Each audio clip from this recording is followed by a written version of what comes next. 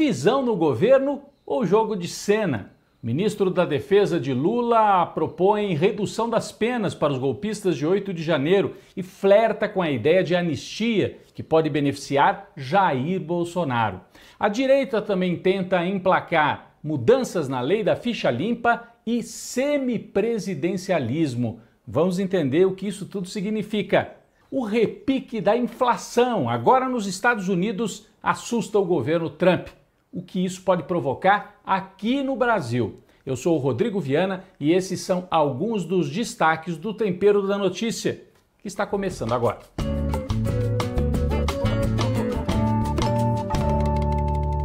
Esta semana, o ministro da Defesa de Lula, José Múcio, foi para a televisão e defendeu simplesmente a redução das penas para os golpistas de 8 de janeiro. Aquele pessoal que foi lá para a Praça dos Três Poderes, quebrou tudo, arrebentou, queria dar um golpe de Estado, invadiu o Supremo Tribunal Federal, o Congresso, o Palácio do Planalto.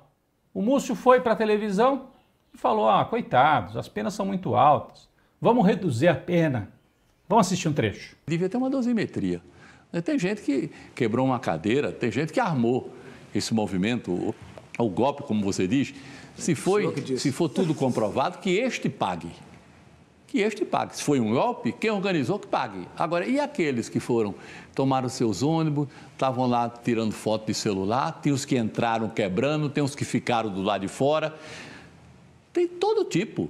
Você não pode condenar uma pessoa, dar a mesma pena quem armou, quem financiou, a uma pessoa que foi lá encher o movimento. Bom, qual é o significado dessa frase ou desse raciocínio defendido pelo ministro da Defesa do Lula? Fica parecendo que é uma tese humanitária, né? Ele está pensando, essas pessoas foram manipuladas pela extrema-direita, não sabiam direito o que estavam fazendo. Será?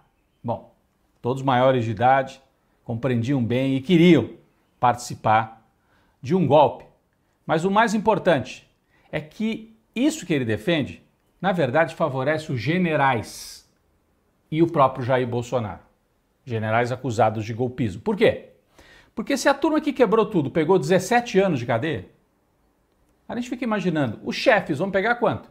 22, 23, 24? Então é fundamental para o Múcio reduzir as penas da turma que quebrou tudo, para que os generais do Jair Bolsonaro não peguem também uma pena ainda maior.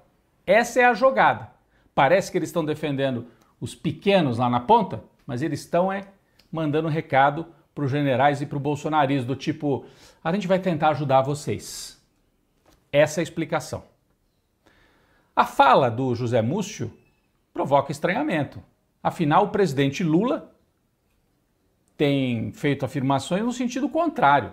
A fala do Múcio, ministro da Defesa do Lula, faz parte de um pacote da direita e da extrema-direita que inclui também redução da pena para os condenados na lei da ficha limpa. Hoje, se o sujeito é condenado, um político, ele fica 8 anos inelegível, é o caso do Bolsonaro. O que muita gente está propondo, vamos mudar isso, está muito pesado, vamos cair para 2 anos de inelegibilidade. Até hoje funcionou assim. Na hora que o Bolsonaro está perigando de entrar na lei da ficha limpa, aí querem mudar. Então, você tem redução na pena para os golpistas, mudança na lei da ficha limpa, anistia, pura e simplesmente, para o Bolsonaro. Isso também está sendo colocado no Congresso Nacional. Tudo isso está em jogo. São acenos para o bolsonarismo. O que é estranho é isso partir do ministro do Lula. E aí fica muita gente assim, olha aí, divisão no governo. Será? Parece mais um jogo combinado, né? O Lula, se quisesse, tinha desautorizado o ministro, falado, não, isso não é a posição do governo, ele não pode defender isso, senão vai ser afastado do cargo. Mas é um jogo duplo.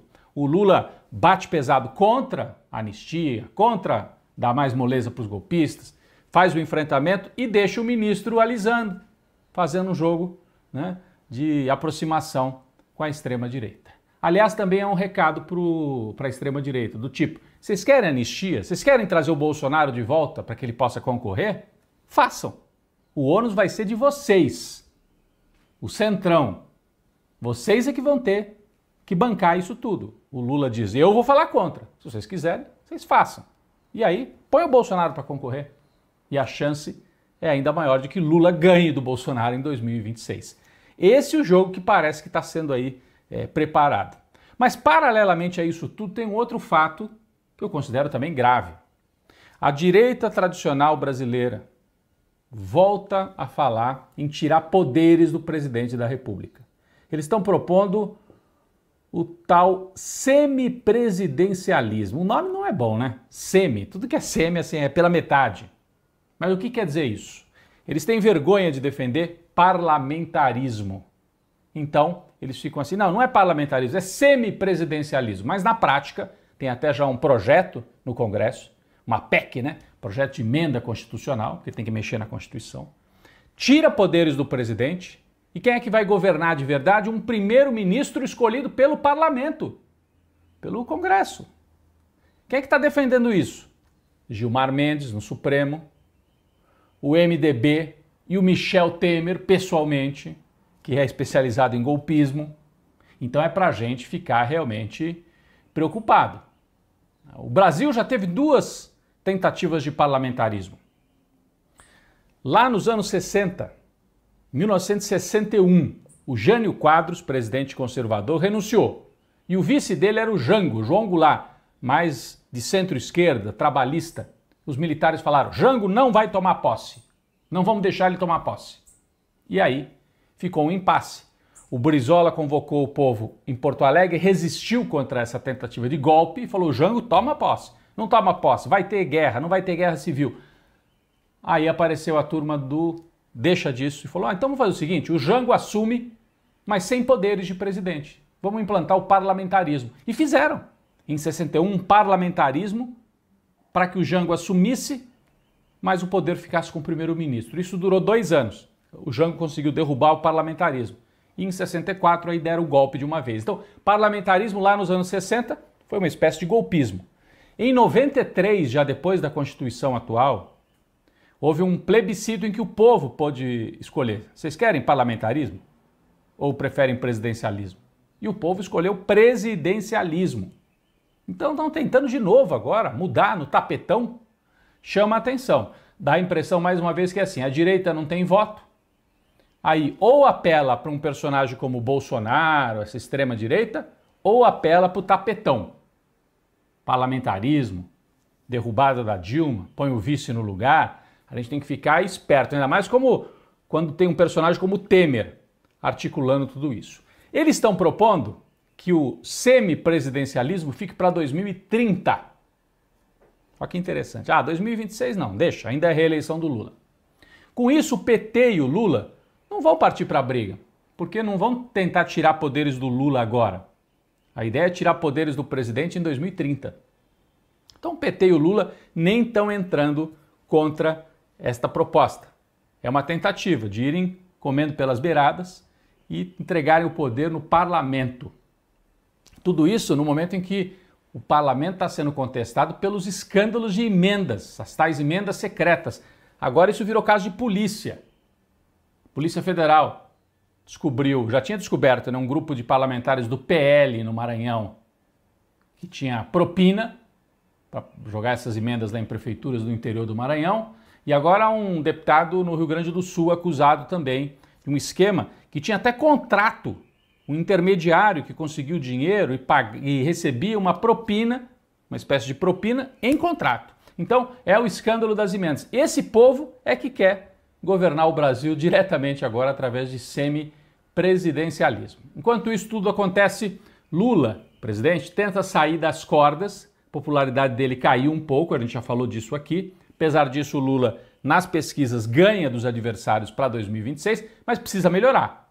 Então ele está fazendo uma série de viagens pelo país, fazendo política, teve reunião com prefeitos, centenas de prefeitos em Brasília, nós temos as imagens aqui, entrevistas para as rádios do interior. É um novo momento em que o Lula sai do palácio e meio que já inicia uma espécie de pré-campanha e chegou a dizer, em 2026 vocês vão pedir para que eu concorra de novo. Então praticamente se apresentou para uma reeleição. E o Lula também fez uma defesa de algo polêmico, a extração de petróleo lá na foz do Amazonas. ambientalistas são contra. Dizem que há risco ali para o ecossistema. O Lula fez essa defesa durante a viagem ao norte do país e está preparando trocas no ministério. Gleisi Hoffmann pode virar ministra e até a Tabata Amaral está cotada para também virar ministra da Ciência e Tecnologia. Mudanças no governo para tentar uma arrancada agora em 2025.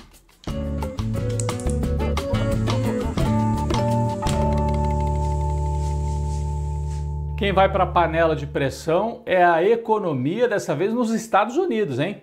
Comecinho de governo Trump e houve um repique, um aumento inesperado da inflação. No acumulado de 12 meses, a inflação nos Estados Unidos bateu em 3%, o que para eles é muito. Aqui no Brasil está em 4,5%, nos Estados Unidos chegando a 3%. E o que provocou essa inflação? Gripe aviária, descontrole, descuido na administração das granjas, um certo negacionismo científico. E aí, mortes de centenas, milhares de galinhas e sobe o preço dos ovos. Então é uma inflação dos ovos e de outros produtos também. Chama atenção porque ainda nem bateu lá na economia dos Estados Unidos a consequência do Trump ter mexido com as tarifas de importação. Vocês sabem que ele está subindo as tarifas para proteger a economia dos Estados Unidos, mas isso vai gerar aumento de preço, porque os produtos vão chegar mais caros lá. Então, tem inflação em alta e nem apareceu ainda a consequência do tarifaço do Trump. Quando isso acontecer, mais inflação. Com isso, o Banco Central, o Federal Reserve dos Estados Unidos, vai subir as taxas de juros. E isso dá uma esfriada na economia dos Estados Unidos. E aqui para o Brasil? Bom, consequências. Quando sobem os juros nos Estados Unidos, o que vai acontecer? A tendência é muito investidor internacional que está aqui com dinheiro no Brasil tirar o dólar daqui e botar lá para os Estados Unidos. Porque ele fala, o juro está alto lá, para que eu vou deixar no Brasil ou em outros países em desenvolvimento? Vamos correr para onde é mais seguro e onde os juros também estão altos. Estados Unidos. Saída de dólares do Brasil, pressiona a inflação. E outra consequência para o Brasil, o Banco Central vai olhar e falar, bom, então temos que manter os juros altos sim aqui no Brasil. Então, é um momento delicado, pode ter consequências aqui para nós, esfriando a nossa economia em 2025 e consequências lá para o Trump, hein? Isso, do ponto de vista político, é para a gente compreender que não é assim, o Trump chegou, vai nadar de braçada, vai impor tudo o que ele quiser. Tem o mundo real. Se a economia não andar, se tiver inflação, se os empregos não voltarem, rapidinho, todo esse blá blá blá do Trump vira nada. Ele tem que dar resultado na economia e vai ter dificuldade porque os Estados Unidos estão em decadência como império mundial. A economia dos Estados Unidos nesse começo da era Trump na panela de pressão.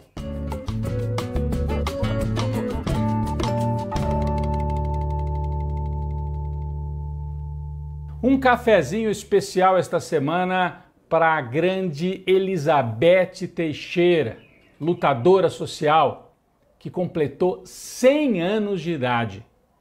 Quando uma pessoa chega aos 100 anos, é sempre motivo de comemoração e de festa, mas ainda mais no caso da Elizabeth. Olha ela aqui, ó, com um bonezinho do MST. Ela e o marido João Pedro Teixeira entraram na luta pela terra lá no sertão do Nordeste, na Paraíba, ainda antes do golpe de 64, nas chamadas Ligas Camponesas. Aliás, a perseguição contra ela foi muito forte porque enfrentou o latifúndio, enfrentou também o preconceito, ela branca, o marido negro. A família dela no começo não aceitou o casamento. Ela casou, ficou com o marido, os dois juntos fizeram a luta social. E aí foram muito perseguidos. Veio o golpe de 64, ela presa, separada dos filhos, depois o marido morre e ela teve que se esconder durante 2 décadas, durante todo o regime militar. Era uma mulher marcada para morrer.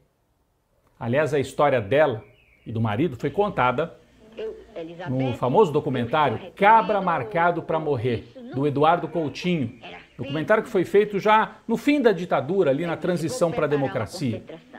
A ideia do Eduardo Coutinho, do cineasta, era contar a história do João Pedro, líder, né, o marido dela. Mas depois contou a história dela, o documentário, porque era uma história sensacional e é uma história sensacional. Um cafezinho especial então para Elizabeth Teixeira, que é um símbolo da luta, é uma vida dedicada à luta pela terra. 100 anos, parabéns para ela. E também pode dizer, né? Ainda estou aqui. Recentemente a gente viu o sucesso do filme que conta a história da companheira do Rubens Paiva, e a Elizabeth Teixeira tem uma história de luta e pode dizer certamente, ainda estou aqui, aos 100 anos, mantém a disposição para a luta pela terra, a luta social no Brasil. Um cafezinho, parabéns, Elizabeth Teixeira.